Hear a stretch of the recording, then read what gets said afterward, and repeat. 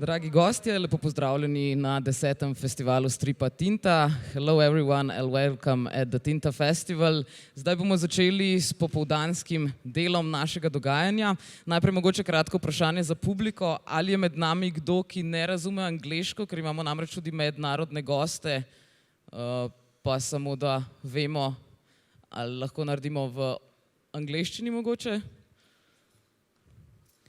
No, če ni ugovorov, potem vabim na oder Katarino Šeme, ki nam bo danes predstavila. En aplavz, prosim. Danes nam bo predstavila, kako je narisala svoj prvi stripovski celovečerec. Gre za avtobiografski strip o tem, kako je preživela leto na otoku Sumatra. So this is first full-length album of Katarina Šeme. She was on student exchange in Sumatra that lasted for a year, and she was actually one of the 2 winners of first open call of publishing house VigeVageKnjige, who is now every year putting out an open call for comic albums.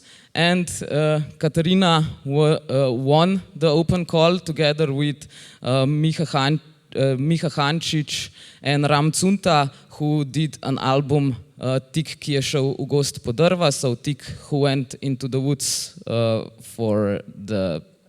collect wood.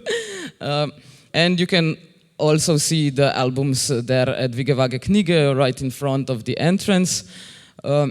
So she will tell us a little bit about how she made the book, and yeah, we will, I guess, have the lecture in English, since we have some international guests with us. So I hope that's okay. If there is someone with you, če je kdo med vami, ki ne razume angleško, pa povejte, da mogoče tudi vsake toliko kaj obnovimo. Če ne pa Katarina, lepa hvala, da si z nami danes tukaj in izvoli, oder je tvoj. Ja, hvala za povabilo. Pa lahko začnemo. Jaz sem Katarina. English. My name is Katarina. I studied at Academy of Fine Arts and Design in Ljubljana. And I always was fond of comics, of the way that comics tell stories. So even before studying arts in high school, I made for a school small project, like a comic book album, which was all drawn in pencils, colored pencils, and it's a very shitty thing. But at that time, I didn't really know that I will pursue that more intensely later on. But while I was studying, I also started to go to the caves, and there is a magazine that cavers put out every year, and they asked me if I would be willing to draw a comic for their issues. So these are some of the examples that I was making for the comic magazine. And as you can already see here, maybe in the first comic, I already really liked the black and white and the exploration of this style. But I also, never really decided on a style, so kind of every comic looked completely different. I also did some shorter comics, and this one was for the World Migratory Birthday, that was inspired by a real story of a stork, unluckily named Lucky, who died on his migratory way from Slovenia to Africa, because he got entangled in the plastic. And this, then I saw the open call for a competition, environmental competition, and this one won the comic prize. And then, yeah, I didn't really know if I wanna continue studying here or just pursue my freelancing in 2018. But I saw there is this Indonesian scholarship that they give to foreign students from all over the world to come to Indonesia and to study different areas. You can study culture, you can study arts, you can study culinary studies or the language. And of course I applied for arts, got accepted. And yeah, I went to Indonesia for 1 year. I want to show you a little bit of my reality there, which was, of course, a big inspiration. And the photos that I'm going to show you were also used as my reference photos for the comic that I did later on. So the first image is my room. That's the two things that were there. This bed and this plastic cupboard. A lot of the girls that were studying also, they tried to make it much nicer. They bought some blankets and some pillows and to make it look livable. But I actually stayed with this. I put some of my drawings on the walls, but that was mostly it. I felt like it's really something that I wanted to live into, this uncomfortable way that they were living every day. I wanted to really understand them and to be one of them. So the next one is the toilet and the shower. So at the back you see the white bucket. This is where you put the water, and then you have to take the bucket a little bit closer, and there is like a scoop that you then pour the water onto you to take a shower, and the water is only cold water, I mean, or room temperature water. This is an example of the meals, and I took this photo when I was still very excited about this food, and it looks nice, but eating this 3 times a day, every day for a year, it really, really gets boring. And luckily, we had a kitchen and I was able to cook for myself later on. On the right side, these are the traditional patterns of the people of the area where I was living. The people there are called Minangkabau, and these patterns, they all have a special meaning. They have the name, and there is also like the meaning behind the name. For like you use some for, I don't know, to symbolize something happy or for love or for sadness. And I really liked this. We did some projects, including the traditional patterns, and I also included these patterns once or twice in the comic. Okay, this is again like just a photo to show I'm not a tall person, but in Indonesia I was very big. This is at the wedding that I was invited to with the grandma, and they put a lot of these colorful carpets and clothes everywhere. And also I came in my normal clothes and they were like, why are you not dressed nicely? Come here. And they gave me clothes to be more in tune with them. Okay, this is one fun thing. The first picture is the school sign. And on the right side, this is the traditional dance or art, martial art that they practice and that we were also studying at the university. We didn't do it in math, but traditionally they were always doing this kind of performance. It's actually a performance that looks like fighting, but it's also super elegant. They also always did it in the mat traditionally, after they took the rice. Okay, this is the flower that's also in the comic. The first picture is the flower that was that is in the full bloom, and it's like this. It looks like this for 2 days maybe, and then it dies very fast, and also it grows like it collects energy for 5 years, and then it blooms for 2 or 3 days. On the right side is the next stage. It's the fruits, or where the seeds are, the right one. So there in the pattern, the cone that you don't see, that it's now a flower, this all dies, and this is what it's inside, that got pollinated, and yeah, you can get the seeds from here and make new huge flowers. These are some of the, just for you to have like a better representation of how it was in Sumatra. So on the first picture, it's like hiking in the forest, where there is just mud and really wild forest. It was kind of impossible to go for a hike and not be completely bruised and scratched from everything, and of course completely muddy. And on the right side, yeah, I don't have much to say. This was suffering.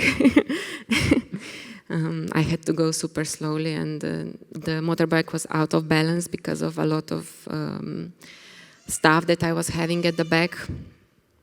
But yeah, I managed. And here is a photo of the butterfly that I also have here, made from a Slovenian artist, this brush.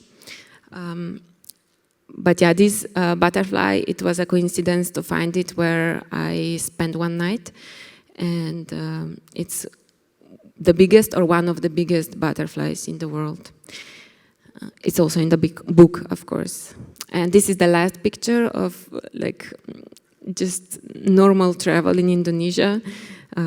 Because the bus was full, the kids just went on top of the bus and like ride like this. I think I was driving behind them maybe for 5 kilometers or something, and they were going quite fast, and the road was narrow, so I couldn't really like took them over, and it was just like amazing, and they were having a lot of fun, of course.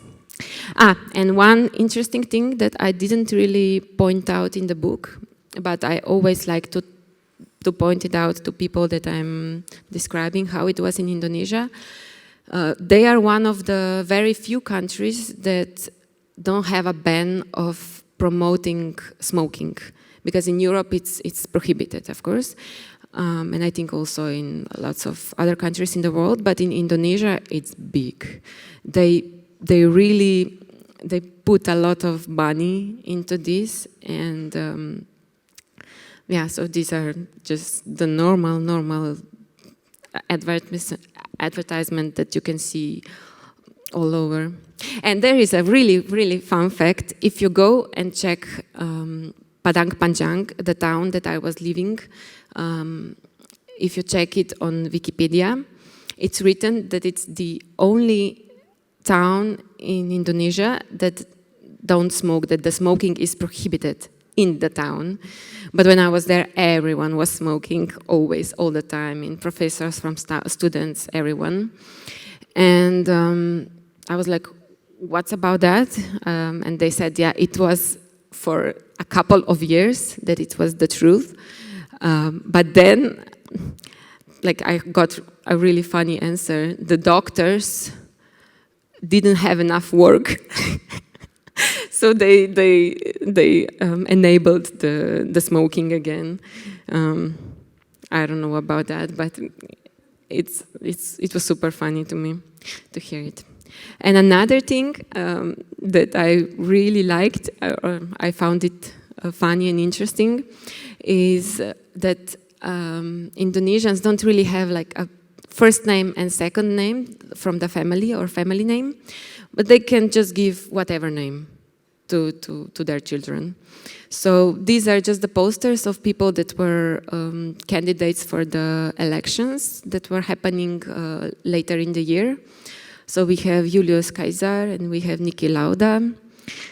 And we have Jerry Octavian and John Kennedy. And then we have somebody called Optimal and Jeffrey Giovanni. Those are all the photos from my town, like where I was living. It was like super fun to me. If you go online, you can see like even more funny examples of this trend. Okay, so I was not only taking photos, of course. I tried to do as many sketches as possible also. So this is one sketch from the traveling by public transport. And when I was sketching, I was really trying out again different mediums and different styles. So this is one man that fell asleep. This is traditional way to move people around. This man then goes on the bicycle and people sit in the front.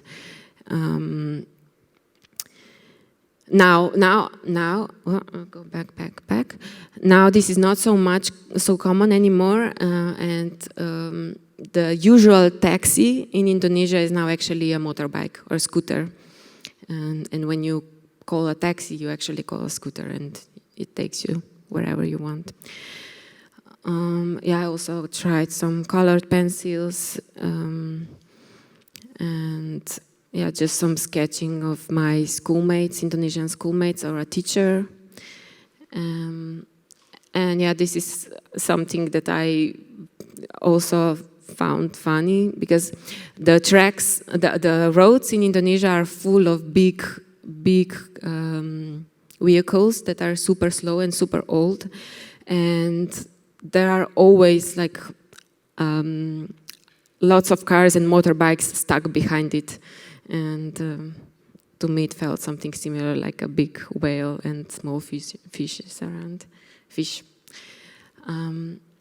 Okay, from sketches I also was drawing a bit, making a bit of comics. Because lots of interesting things happen and you feel them and you want to, I wanted to express it. So here, just one question, can you read the comics? This is really a thing that it's hard for a foreigner that is living in Indonesia, or I guess any other Asian country, where the white is the norm of beauty and all white skin, and also just foreigners are super interesting to them, and they shout at you all the time. I mean, they probably, they don't mean anything bad, but you never really can walk in peace on the streets. And I noticed once that when I saw somebody, also foreigner, which was really, really rare in the place where I lived, I did the same. But this was after a while, but I was super happy to see somebody also. And from the times in there were quite hard. I mean, a lot of things were really out of my comfort zone, but I always tried to see also good things. And maybe it was the first week of our arrival to Indonesia, where we had a very heavy rain and our roof was leaking heavily, and we had kind of a waterfall in our house, and then like maybe 30 centimeters of water around. They fixed it in the next few days, so it just happened at the beginning. But it was a good welcome to Indonesia. I was also, like, I didn't keep it up a lot, but I made a few pages of the new food that I saw there, because there was a lot that I was just buying and trying and then looking online, what can I do with it? And there were a lot of avocados, just avocado trees growing around, and I was also often just picking them randomly, one avocado from one tree, and then on the like walking further on another avocado tree, another avocado. So I often had a lot of avocados at home, and they always do that. They are not ready, and then they are ready at the same time. And yeah, I'm not sure if you all are aware that Indonesia is biggest Muslim country, like in the number of population. And where I lived, they are quite traditional. So it's really not appropriate, even for a foreigner, to show your shoulders, to show your knees. And yeah, they told us that we shouldn't do it. And it was funny to me that it was totally okay for people to be dressed in their pajamas and go to the market and to be on the streets like that. And the next comic is the one that really happened. I really had this conversation. And this one also found its space in the end comic. Yeah, I don't know, maybe we will do the questions at the end, but yeah, if you have any questions, you can remember them and ask them later on. And this is one maybe like more proper comic that I did when my friend, she found a cockroach in her drawer, and she really didn't want to kill it. But yeah, it didn't really work out, so she had many cockroaches. She had like this misery of having many cockroaches. And one time we were gone for a weekend.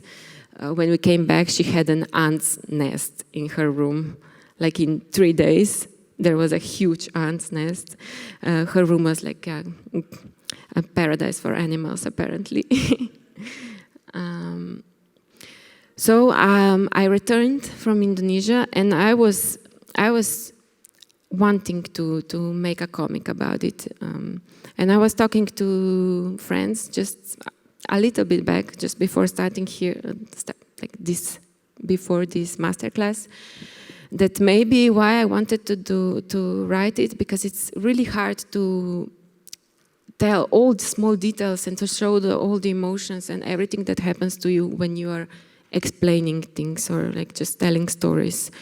And I felt that making a comic would really be a good way for me to describe everything that I felt and experienced there. So as Pia already mentioned, VigeVageKnjige, they had an open call. They now have it yearly for new artists to apply and maybe to publish their first work. And I got selected. First, there was this open call, and then I started to finally really work on the comic, because I had it actually in my New Year's resolution that I want to make a scenario, screenplay for it in this year. So it was like very slow. I had a plan to do it very slowly, a slow process. But then a month later, the open call came out, and I was like, okay, maybe not just the scenario, but maybe everything. And I didn't really prepare a lot. I had to prepare 15 pages, and this is just a short study of the character, how I wanted maybe to draw myself. And then I actually dived straight into it, which maybe at this point I want to say, if you have such a big project, it's better to spend more time on planning the character and the story, because I was having a lot of trouble to keep my drawings consistent throughout the book, which was very long.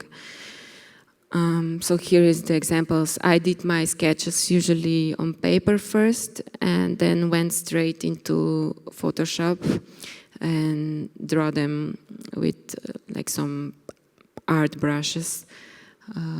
native to Photoshop. And I was drawing on Wacom tablet. Yeah, that was just paper and pen or pencil, and computer with Wacom tablet in Photoshop. So here, yeah, you can see on this calendar the pattern that I used from the traditional patterns that they have in Minangkabau people. And this is just the example. This is before I got selected. I was already struggling a lot with the style or how I want to draw. So maybe I draw like these small squares 4 or 5 times, and I was not really satisfied with them for a long time, like deciding how I want the comic to look.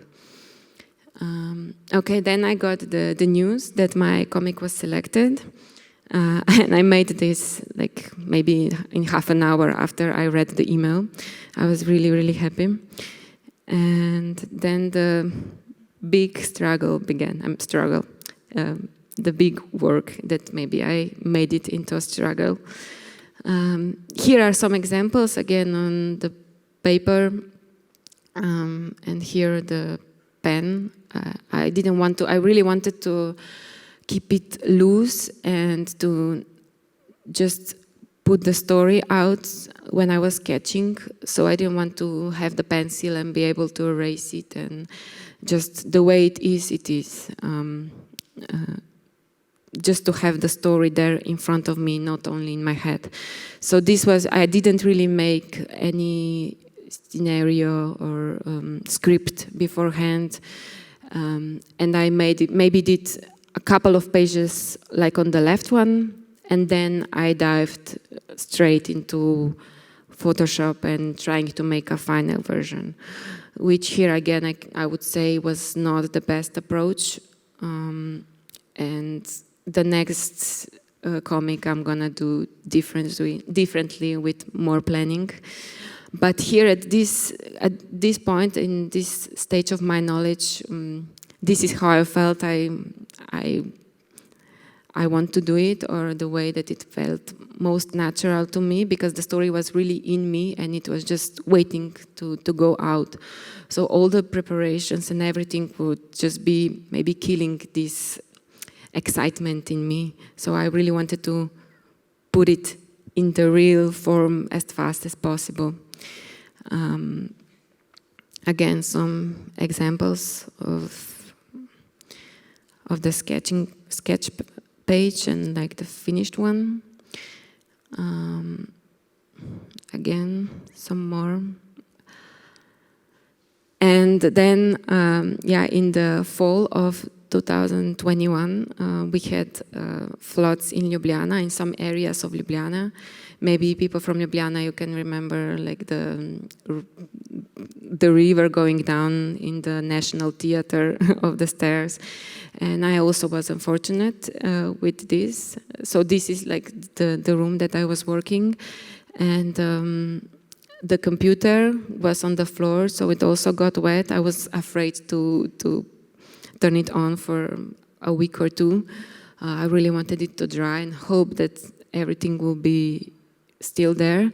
I did put my files on cloud, luckily, but this was my only computer, and I really didn't want to have to buy a new one, and I was really happy that the computer was okay, it survived. And this is how I worked until the end of the comic, because also the floor needed to dry. So I was working on these palettes. This is the comic that I mentioned that I included in the final version of the book. And then, I moved later on. I moved to a very small format to make these really, really small thumbnails for the book. And it worked very well for me at that time. So here is the example of the pages that had no or very, very little text. It was for me to just plan how everything will look. And also I had the pages numbers there to keep track. And this is the example of where the pages were super text heavy and I just completely transitioned from this, where there is just visuals, to this, where it's basically no drawings and it's just the conversation, the text that I wanted to put down and have the feel of how it would look like, what I want to really include in the comic. And yeah, when the deadline was nearing closer, I was actually feeling very creative also when I was not drawing the comic, because I was really into it, and I actually did a lot of small stupid comics like this that were not my Sumatra comic. And yeah, I was walking a lot just to clear my mind every day. And often it was like after working for 12 hours, and then I went for a walk at 2, 3 a.m. And I really felt that it was good for me. And during these walks, I was never really able to shut my thoughts out of Sumatra, and often I had some ideas or some additional thoughts, what I want to include, what I want to do.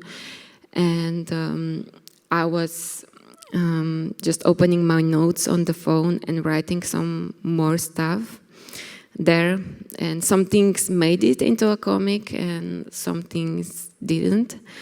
And here is the example of that what I found also interesting there, living there, that what we think is polite, it's not what they think it's polite, and vice versa.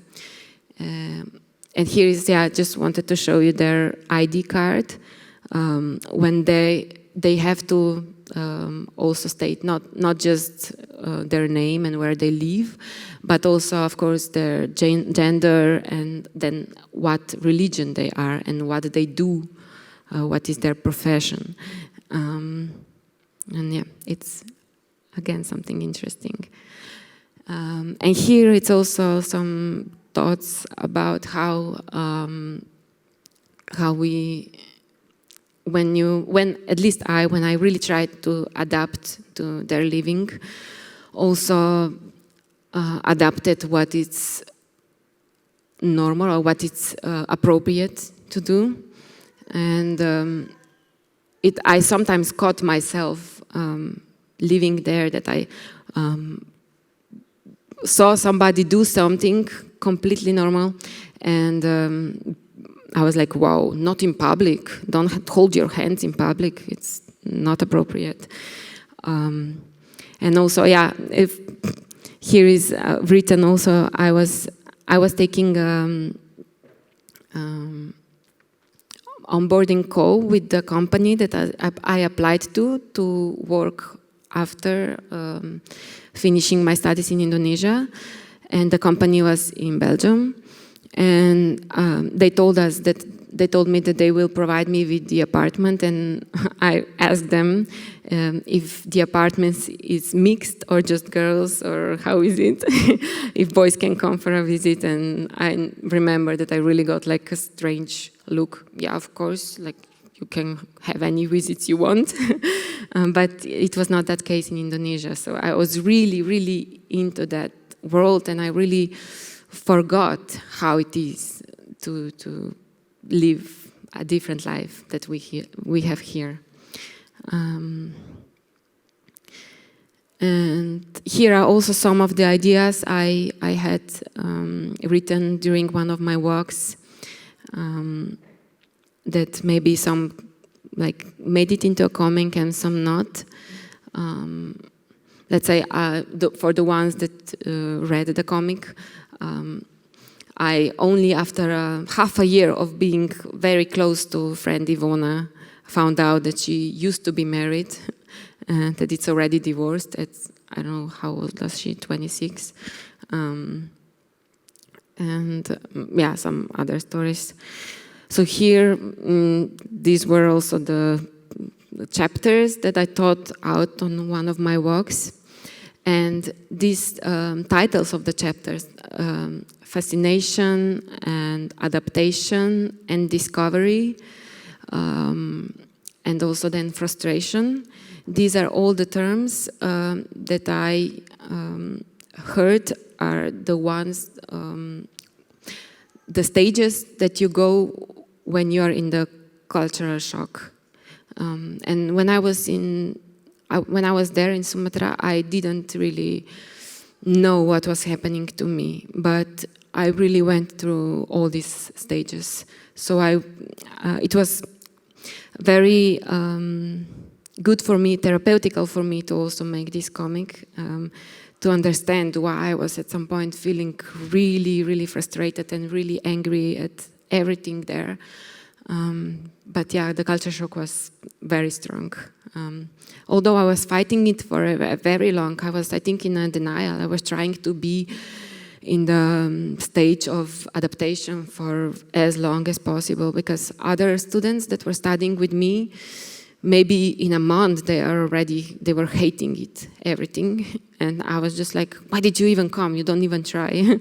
But at the end I was feeling the same. But it's normal, it's culture shock.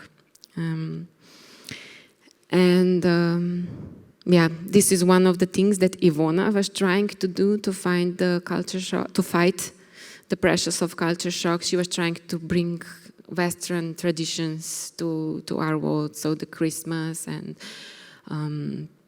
other celebrations that just felt like, okay, things can be a little bit normal for us in our house. And some things were quite very literally put into the book. So this is towards the end of the book, where I was trying to find again, even though I was frustrated, I was not enjoying my time there anymore. I was trying to find some peace and good in the place that I was. And also this was after I had a first hard deadline to send in the whole comic.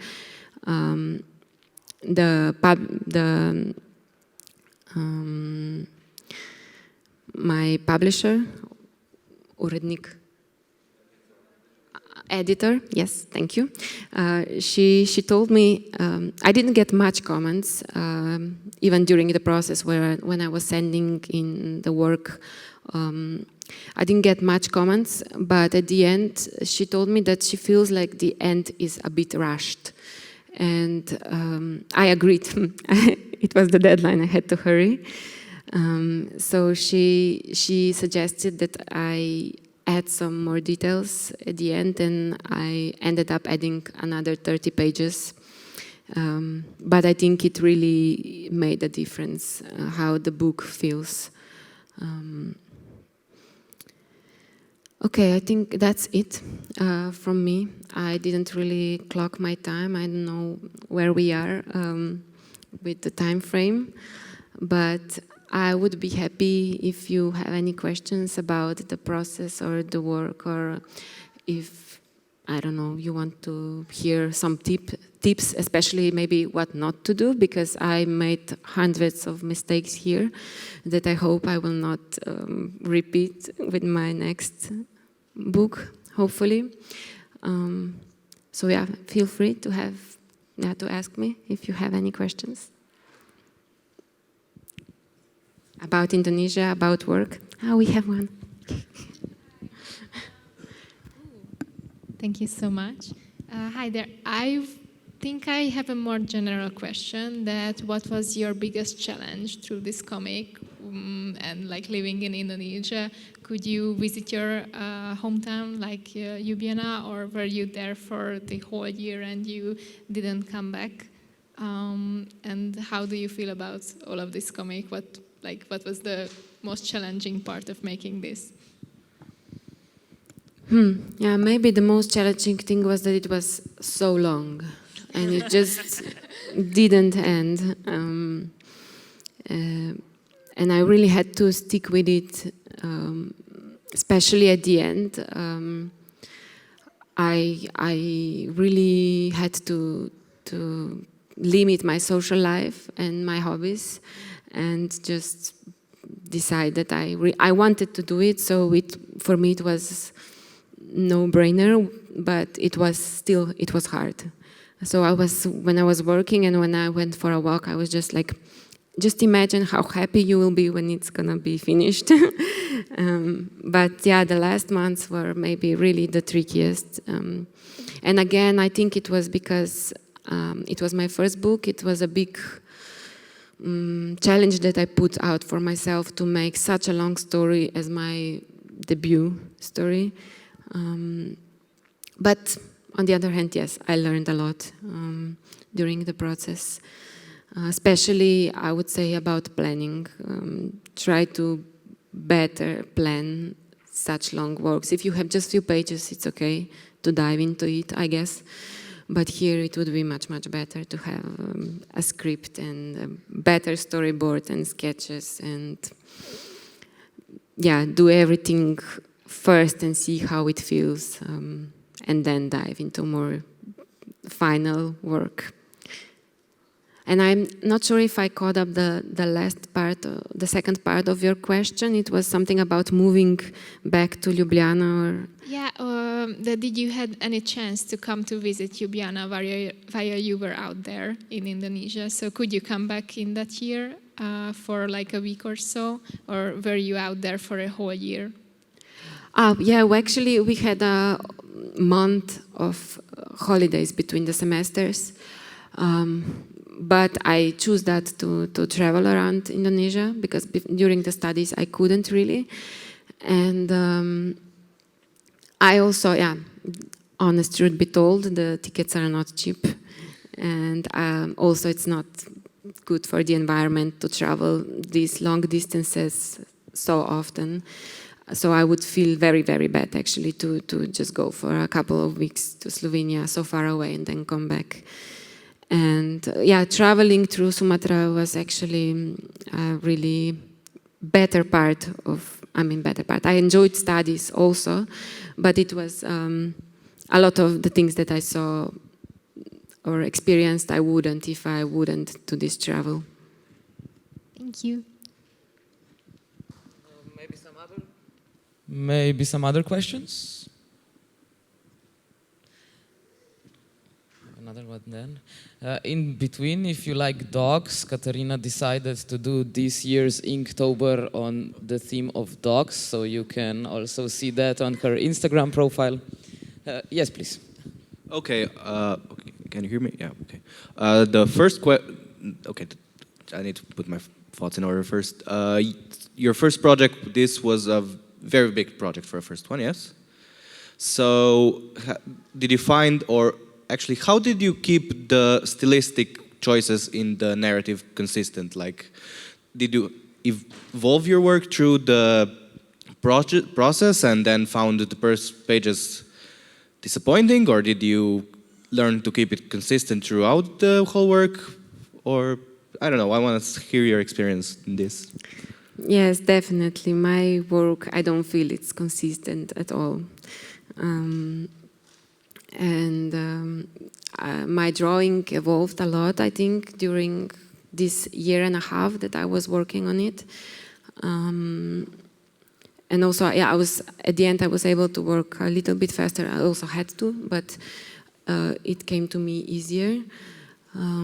I tried to fix a few earlier pages a little bit, but I also couldn't really. I think I would just need to redraw the whole page again, but for that I didn't have time. So at the end I left it more or less how it was. And I also, maybe it could be like analogy to my changing of the character that was in the book.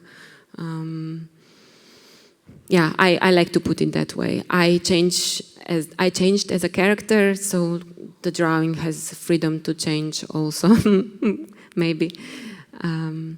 But yeah, some pages I know that are much more detailed. I spend more time there, and on some less. There are many things probably that I would do different now if I would start from the beginning, but I would not want to correct anything now. It is what it is, and I think it's a good reminder for me, and I still think the book is readable. So, and I'm happy with the first result that I have. I just can't be too harsh on myself, otherwise I would never finish it. I think most artists feel like it. At some point you just have to say, okay, this is it for now. And yeah, the deadlines help, definitely. We maybe have time for one more question, if anyone has it. Otherwise, let me ask you, is it true you're working on a new comic already? It's true, yes. Okay, but we can say working. I did some preparation work already now that I encourage anyone to do before they dive into real work. I'm now, working on a script.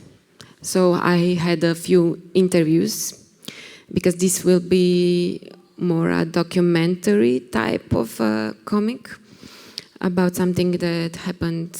I think it's out. I think the publisher already said it's going to be about the cave rescue that we had in April. And I was there also, so the book is going to be about that, but it's going to be told from different perspectives. So I interviewed some people whose stories are going to be there, and I want to have everything first in script and later, turn to proper storyboard or story images combined, and only later gonna dive into work in Photoshop. Katarina, thank you. Now, before you leave, I would like to invite you all outside also to hear a little bit about VomCom. Okay, because now we have the 3 authors that were in this international program also here. Katarina was one of them. So I would invite you to just go for a couple of minutes outside to hear about this international project, which you can also see. It is exhibited right on the wall there. But first, of course, Katarina, thank you very much. And I believe she deserves a big applause.